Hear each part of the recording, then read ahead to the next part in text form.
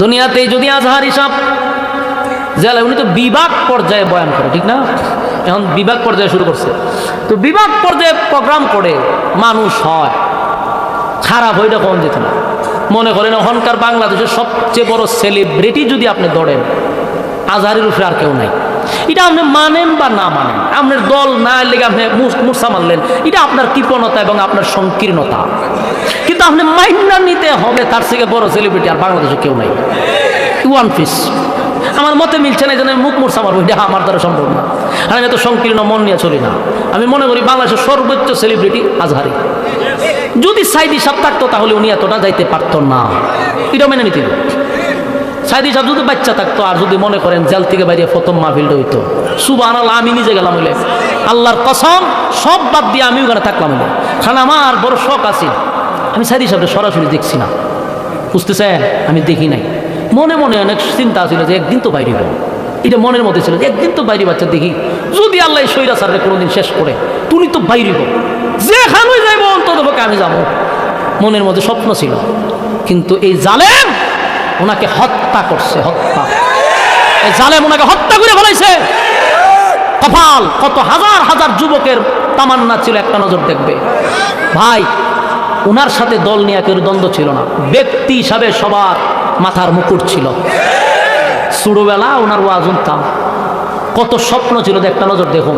যদি বাড়িতে টিভি দেখতাম, যদি উনি বাইরে একটা মাহফিল বাংলাদেশে করতো, আমার মনে হয় না বাংলাদেশে এমন কোনো মাঠ তৈরি হয়েছে যেখানে সাইদির সাহেবের শ্রোতা ধরত। আমি তো যেতাম। যাই হোক, সাইদি সাহেব দুনিয়ার থেকে আল্লাহ নিয়ে গেছে, জান্নাতের উচ্চ মাকাম দান করুক। এখন বাড়িছে আজহারি সাহেব। ওনার যে জনপ্রিয়তা কম, এটা আপনি বলতে পারবেন না। এশিয়া মহাদেশের মধ্যে, শুধু ভারত না, এশিয়া মহাদেশের মধ্যে বর্তমানে ইসলামিক স্কলার হিসাবে সবচেয়ে বড় সেলিব্রিটি। এটা নিয়ে কৃপণতা করে কোনো লাভ নাই, এটা নিয়ে মনের মধ্যে কুসু কুসু করার কোনো লক্ষণ নাই। কারণ আমাদেরই অহংকার, যেটাই সম্মান খারাপ বাড়তেছে, আমার বাড়তেছে না, মৌলবীর সম্মান বাড়াই দিতেছে। আপনিও দুদি গুতাগুতি করে লাভ নাই। সম্মান কিন্তু টুফিওয়ালার বাড়তেছে। তারা যখন মানুষে রিসিভ করে, আমি তাকাইয়া দেখি, কই আল্লাহ কত সম্মান দিছে। আমরা ডক্টর ইউনূসের ওইরকম সম্মান নাই, কথা কই না দিই। কারণ তারা যে রিসিভ করে অন্তর টিকা, কলিজার টিকা, কি সম্মান দিয়া উড়াই দেখছেন, আর কি সম্মান দিয়ে লাভ হয়।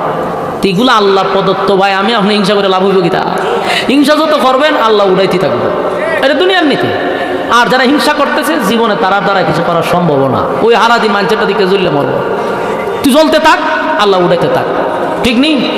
বাংলাদেশে বহু আলেম আছে, এক একটা মানুষের এক একটা ফুলের এক একটা গ্রাম, কুয়াকাটার আরেকটা গ্রাম, ঠিক নেই? হেতরে আপনি ফালাইতে পারবেন? ফালাইতে পারতেন না তো আপনি। বাংলাদেশের 11-12 বছর এক চাটিয়া দাপট কাটায় চলছে, ঠিক নেই? এইগুলো নিয়ে হিংসা করা দরকার। যেটা বলতেছিলাম, আল্লাহ যে মাসিক নামক মাঠে মাহফিল করাইব, শ্রোতা কি দিব? সুবহানাল্লাহ। মাঠটা কত বড় একটু শুনেন। জিবরাইলের নাম শুনছেন নি? আপনার এলাকায় কয়েকবার হয়ে গেছে, তো কেমন চিনে? জিবরাইল আলাইহিস সালামের ফাঁকা ছিল 600। কত? একটা ফাঁকা কত বড় জানেন? পৃথিবীর এক প্রান্ত থেকে আরেক প্রান্তে এক ফাঁকা দিয়ে ঘেরাও করে। সুবহানাল্লাহ, বাড়ি দিয়ে ঘুরবেন। আপনারা ইমানের দুর্বলতা খুব কম, মারাত্মক বেশি দুর্বলতা। এই সুবহানাল্লাহ আওয়াজ দিয়ে বুঝাইতে হবে, যেটা আশ্চর্যজনক কথা। একটা ফাঁকা পৃথিবীর এক প্রান্ত থেকে আরেক প্রান্ত ঘুরে লায়, দুইটা ডানা ছাড়লে পৃথিবী দেখা যাব। উনার 7 আসমান থেকে ল্যান্ড করতে জমিনে বেশি সময় লাগে না, সেকেন্ডের ভিতরে লেমে দেখা। সুবহানাল্লাহ, 7টা আসমান। তাহলে উনার একটা বাড়ি দিলেই 7 আসমান টপকায় এসে পড়ে। সেই জিব্রাইলের 600 ফাঁকা কোনোদিন কোনো কাজও লাগছে না, দুইটা ছাড়া। বাকি যে ডানা রয়েছে তা কোন খামে বানাইছে উনি নিজেও জানেন। একদিন আল্লাহ রেখে, আল্লাহ এতগুলা ডানা দিলেন কোন খামে? আল্লাহ হয়তো খাম না, আমি তো চিন্তা করে পাইতেছি, ডানা তো লাগে আমার একটা অথবা 2টা, কিন্তু বাকিগুলা কেন দিলেন? আমার এই ডানাগুলো একটু বাইরিতে মন চায়। জাগা কো, আমি তো জান্নাত 8টা ঘুরে লাই, জাহান্নামও ঘুরে লাই, পৃথিবীও ঘুরে লাই, আমার 2 ডানা দিয়ে চলে। তেমন কোন মাঠকে আপনি বানাইছেন যেখানে আমার 600 ডানা লাগবো? আল্লাহ তোর খুব শখ বলে হোক, মাসিহ নামক মাঠে যা। সুবহানাল্লাহ, বাড়ি যা। মাসিহ নামক মাঠে গিয়ে একটা ঘুরতি দে। জিব্রাইলে প্রথম 2 ডানা সাইডে একটা বাড়ি মারছে। চিন্তা করেন, এক বাড়ি 7 আসমান থেকে আইসা পড়ে। এই বাড়ি দিয়ে উনি যাইতেছে। এরপরে যাইতে যাইতে যাইতে এমন ভাবে ঘুরতেছে, ডানায় 2টা ব্যথা শুরু হয়ে গেছে। এরপর আবার 2টা ছাড়ছে, ওই 2টা তো ব্যথা শুরু হয়েছে, এরপর আরো 2টা ছাড়ছে, ব্যথা শুরু হয়েছে, ছাড়তে ছাড়তে 100 ছাড়ছে, 100 ডানাতেই ব্যথা শুরু হয়ে গেছে, কুল কিনারা পাইতেছে না। আবার 100 ছাড়ছে, এটা তো ব্যথা শুরু হয়েছে, আরো 100 ছাড়ছে, আরো 100 ছাড়ছে, 600 ডানা ছাইরা ঘুরতে আছে, ব্যথা শুরু হয়ে গেছে। এরপরে এক পর্যায়ে গিয়ে থাইমা গেছে, থাইমা সেজদা করে আল্লাহ আমারে মাফ করে দেন, সুবহানাল্লাহ, সুবহানাল্লাহ, আল্লাহ আমারে মাফ করে দেন। আল্লাহ জিজ্ঞাসা করে, আল্লাহ আমি আর পারতেছি না, 600 ডানা আমি আর লড়াইতে পারতেছি না, তবে আমার একটা আবদার আল্লাহর কাছে, এই যে 600 ডানাই আমি বাইরেলাম, মাসের মাস দৌড়লাম, কোথাও থামলাম না, আমি একটু জানতে চাই মাঠের কত % দৌড়ছি আমি, মানে মাঠটাকে আমি অর্ধেক যাইতে পারছি কিনা আমার একটু জানা। আল্লাহ কয় এই মাঠের 4 ভাগের 1 ভাগের একটা কোনাও যাইতে পারছ না। একটা চিৎকার দিয়া বলেন আল্লাহু আকবার, আরো জোরে কোন আল্লাহু আকবার, আরো জোরে কোন আল্লাহু আকবার। এত বড় মাঠ, সুবহানাল্লাহ। সময় যত যা সাউন্ড দাবে করে না, একটু বাড়ান, একটু ইজ্জত বাড়ান, মানে ডাইবা জায়গা। এখন চিন্তা করেন কত ডানা, সুবহানাল্লাহ। এই সব ডানাতে ব্যথা। আল্লাহ হয় কি 4 ভাগের 1 ভাগের 1 কোনা যাইতে পারছো না। জিবরাইল সাহেব তো এরকম সুবহানাল্লাহ, সুবহানাল্লাহ। আমার এই 600 ডানা বুঝি কামো লাগলো না। এই ডানাতে আল্লাহ মাহফিলের আয়োজন করবো। এখন বুঝুন শ্রোতা কি পরিমাণ, সুবহানাল্লাহ, সুবহানাল্লাহ। আল্লাহ রাব্বুল আলামিন ফেরেশতাদেরকে বলবে ওই মাসিহ নামক মাঠে তোরা একটা প্যান্ডেল বানা। মানে প্যান্ডেল লাগবে তো ফেরেশতারা জিগায় মালিক কি দিয়া প্যান্ডেল না বানাবো? আল্লাহ কয় আমার নূর দিয়া বানায়া দে। আল্লাহ নূর দিয়া প্যান্ডেল বানাবে। মালিক একটা স্টেজ লাগে গো। আল্লাহ কয় কি দিয়া বানাইবি? ফেরেশতারা কয় আল্লাহ বলেন কি দিয়া বানাবো? রব্বে কারীম বলেন স্টেজটাও আমার নূর দিয়া বানাও। আল্লাহ প্যান্ডেল আর স্টেজ নূর দিয়া বানাইব। এরপরে মালিক বলেন স্টেজের মধ্যে কি সৌন্দর্য হবে এটা কি ওয়াজ করে বোঝানো যাবে? এই কথা বলেন না? আপনারা দেখছেন আকিজ গ্রুপে যে স্টেজ করছে, প্যান্ডেল করছে আজার হিসাবের লেগে কয়েক কোটি টাকা খরচ করছে। দুনিয়ার মানুষ যদি আল্লাহর মেধা দিয়ে এত সুন্দর আয়োজন করতে পারে, আমার মালিক কেমন আয়োজন করবে এটা কি ওয়াজ করে বোঝানো সম্ভব? বুঝছেন? আল্লাহ বলেন জান্নাতের নিয়ামত মানুষ কল্পনাও আনতে পারবে না, চোখে দেখে নাই, কানে শুনে নাই, অন্তরে ভাবেও নেই। জান্নাতের মধ্যে প্যান্ডেলটা বানাইয়া স্টেজ বানাইয়া এবার 2টা চেয়ার রাখবে, 2 বাজু, মাঝখানে একটা চেয়ার থাকবে সভাপতির, 2 দিকে 2 বক্তা। এবার সমস্ত নবী রাসূলগণ তারা স্টেজেই থাকবে, কিন্তু চেয়ারে না। ওই 3 চেয়ার থেকে আরো ডাউন নবী রাসূল এরা থাকবে স্টেজের আওতার ভিতরে।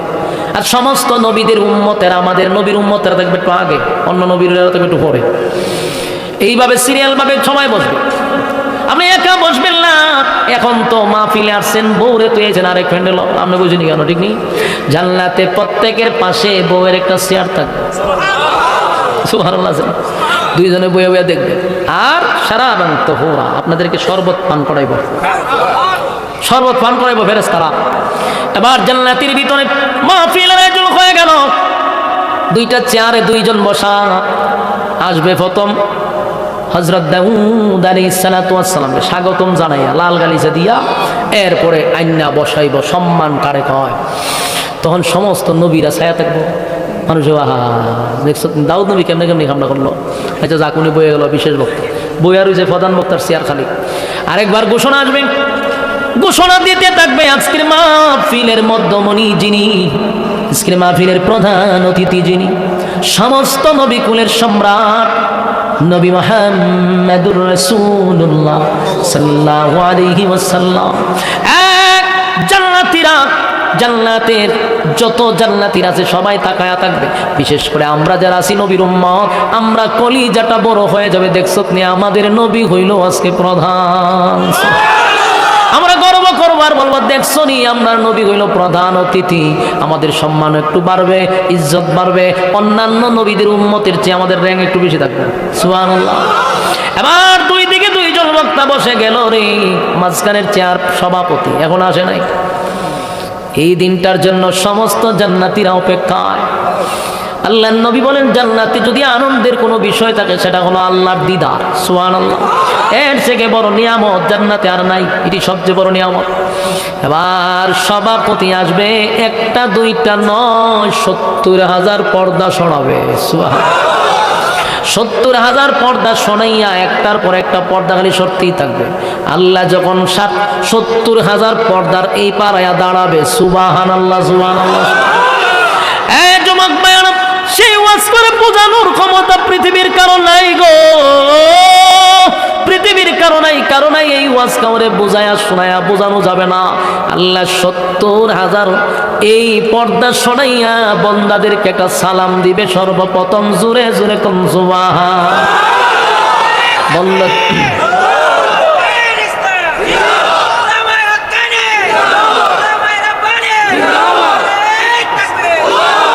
রব্বি কারীম বান্দাদেরকে উদ্দেশ্য করে সালাম দিবে, সালাম দিবে। আল্লাহ বলবেন তাহিয়াতুহুম ইয়াওমা ইয়ালকাউনাহু সালাম। আল্লাহ ওই বান্দাদের উদ্দেশ্য করে একটা সালাম দিব। মানুষ যে মালিকের দিকে তাকাবে আর খবর নাই রে। সভাপতিরে দিকাই মানুষ সব বেশি লেগে থাকবে, শেষ এই কথা লাগবে, বছরের বছর চলে যেতেছে, খবর নাই। আল্লাহ দিদারের আশায় মানুষ পিপাসা ছিল, আল্লাহর দিদার দিকে মানুষ অবাক হয়ে গেল। এরপর আল্লাহ বলবে বান্দারে শান্ত হ, যার যার অবস্থানে তোমরা ফিরো, সবাই আল্লাহর দিকে। এরপরে শান্ত হইব। এরপরে মালিক বলবে জিবরাইল, মাহফিল শুরু করার আগে একটা হামদে বাড়ি তালা বলো। হয় সঙ্গীত হইব জান্নাতে, হামদে বাড়ি তালা তেলাওয়াত করা, হামদে বাড়ি তালা গজল গাইব। কে? জিবরাইলে গাইব। সুবহানাল্লাহ। শুরুতেই একটা হামদে বাড়ি তালা, আল্লাহর শানে জিবরাইল গজল গাইব। এরপরে গজল শেষ, জান্নাতের ভিতরে এমন ওয়াজ নসিহত হবে না, শুধু তেলাওয়াত। সুবহানাল্লাহ। আল্লাহ তখন বলবে বিশেষ অতিথি পরিচালনা করবো জিবরাইলে। জিবরাইল হবে এখন আপনাদের সামনে তেলাওয়াত করবেন দাউদ পয়গম্বর। সুরের জঙ্কা শুরু করে দিবে। দাউদ নবী সেদিন সূরা মুজাম্মিল থেকে তেলাওয়াত করবে, তেলাওয়াত শুরু করে দিবে। সূরা মুজাম্মিল দিকে যখন তেলাওয়াত করতে থাকবে, দাউদ নবীর কণ্ঠের থেকে 70 রকমের আওয়াজ বাহির হইতে থাকবে। 70 রকমের আওয়াজ বাহির হইতে থাকবে। মানুষ তেলাওয়াত শুনে পাগলের মতো হয়ে যাবে রে। যুবক ভাইরা আমার, দুনিয়াতে তো আমরা মানুষের কণ্ঠ শুনি, আর সেদিন দাউদ নবীরে আল্লাহ কণ্ঠে মধু ঢাইলা দিব। সেদিন মানুষ তেলাওয়াত শুনে পাগলের মতো আওলা জাওলা হয়ে যাবে। এত মজা, এত মজা, এত মজা রে। একটা পর্যায়ে আল্লাহ বলবেন জিবরাইল রে, দাউদ রে বল সে যেন থেমে যায়। আর সমস্ত শ্রোতারা বলবে আল্লাহ থামায়েন না, চলতে থাকুক, মজাই লাগে, মজাই লাগে। সুবহানাল্লাহ। আল্লাহ কয় বিশেষ বক্তার তেলাওয়াত শুনে পাগল হয়ে গেলি রে, এখনো কিন্তু প্রধান বক্তা তেলাওয়াত করেই নাই। সুবহানাল্লাহ। যার উপরে কোরআন নাজিল করলাম, যার উপরে কোরআন নাজিল করলাম সে তো এখনো তেলাওয়াত করেই নাই। দাউদ কোরআনের জন্য দান ভাঙে নাই, দাউদ কোরআনের জন্য রক্ত জড়ায় নাই। আমার বন্ধু কোরআনের জন্য দান ভাঙছে। এবার আল্লাহ বলবেন বন্ধু আপনি একটু তেলাওয়াত করেন, আপনার উম্মতকে শোনায়া দেন। দাউদ নবীর আল্লাহ কণ্ঠ দিছিল, 70 রকমের আওয়াজ বাহির হয়েছিল, কিন্তু যাই না রাখেন দাউদের চেয়ে হাজার হাজার গুণ বেশি আমার নবীর কণ্ঠ আল্লাহ সুন্দর করে দিবে। এবার নবী যখন সূরা ইয়াসিন থেকে তেলাওয়াত শুরু করবে গো, তেলাওয়াতের ঝংকারে মানুষ লাফাইতে শুরু করবে আর বলবে আল্লাহ কোরআন তেলাওয়াত বন্ধ করায়েন না, কোরআন তেলাওয়াত বন্ধ কইরেন না, মজাই লাগে, মজাই লাগে, মজাই লাগে। পাগলের মতো হয়ে যাবে রে। আল্লাহ কয় বান্দা থাম থাম থাম, লাফাইস না, লাফাইস না, বান্দা থাম। মানুষ কয় আল্লাহ চলাইতে থাকেন, চলতে থাকুক, মজাই লাগে। আল্লাহ কয় থাম। প্রধান বক্তার তেলাওয়াত শুনে পাগল হয়ে গেলি, পাগল হয়ে গেলি, এখনো মজা শুরু হয় নাই, এখনো মজার বাকি আছে। আল্লাহ কয় এখনো তো কিছুই না। হ্যাঁ জীবন ভর আমার দেওয়া কণ্ঠ শুনলি, আমি দিছি সেটা শুনলি। দাউদ রে কণ্ঠ আমি আল্লাহ দিছি, আমার দেওয়া কণ্ঠ দিয়া দাউদ তেলাওয়াত কইরা তোদেরকে পাগল করলো। আমার বন্ধুরে কণ্ঠ তো আমি দিলাম রে, আমার দেওয়া কণ্ঠ দিয়া বন্ধু তোদেরকে পাগল করলো। জীবনভর শুধু আমার দেওয়া আমার দেওয়া আমার দেওয়া শুনলি, আজকে শোন আমি মালিক কেমনে করি। আমি মালিকের কণ্ঠের তেলাওয়াত শুনবি, এতদিন দিলাম দেওয়াটা শুনলি, আজকে আমি মালিক তেলাওয়াত করব। চিৎকার দিয়া কোন সুবহান। আমার যুবক ভাইয়েরা, মালিকের তেলাওয়াত শুনব। মালিক তখন তেলাওয়াত শুরু করবে সূরা রহমান থেকে।